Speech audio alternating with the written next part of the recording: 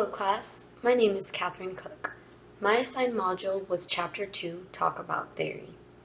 This chapter laid out defining terms and professions such as a behavioral scientist, someone with an objective approach who uses scientific method to explain human behavior, and a rhetorician, someone who uses an interpretive approach and forms of symbols to explain and predict human behavior. The chapter discusses some theories to help you better distinguish the differences between the two approaches. One of them discussed that I will be talking about today is the social penetration theory and the extent to which it is interpretive. The social penetration theory is the process of interrelations of self-disclosing. The social penetration theory describes an image of an onion, the outer layers being what is seen by the world, and the inner layers being protected and most vulnerable. The story that comes to mind when thinking of the social penetration theory is a personal one, yet I feel it accurately depicts the theory. About 3 years ago, I had just got out of a long-term relationship. I started working at a restaurant and I met a boy. We'll call him A. A got my number and we went on some dates and we started hanging out very often.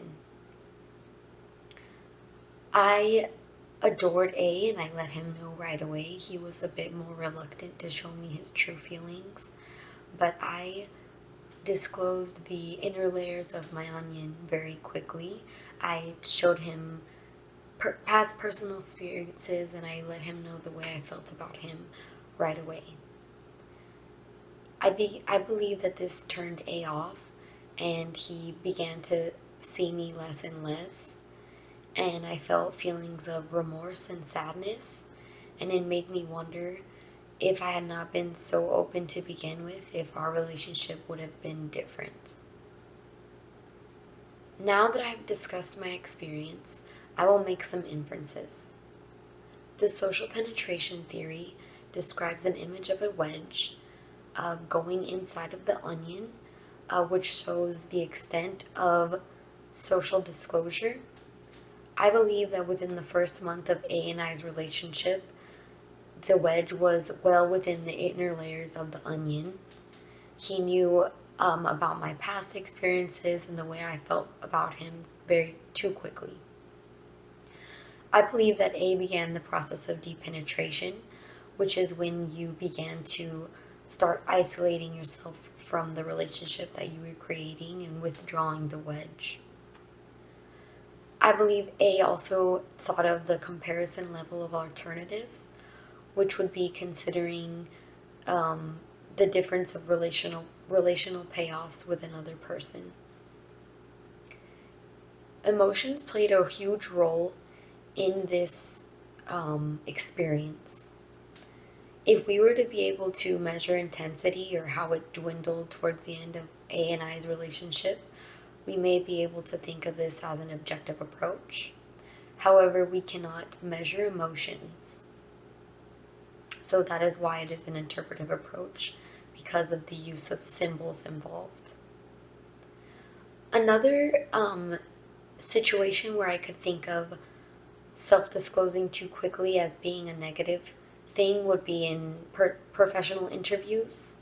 Usually just wanted to keep it professional and don't let the interviewee or interviewer, know anything too much about yourself or see the inner layers of your onion too quickly.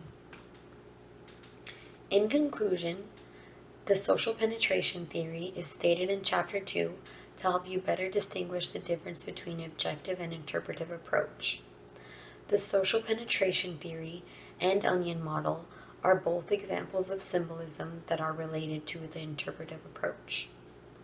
The significance of my claim is that it can be applied to real-life experiences and it is testable. The social penetration theory and the vocabulary associated with it are examples of a rhetorician's point of view.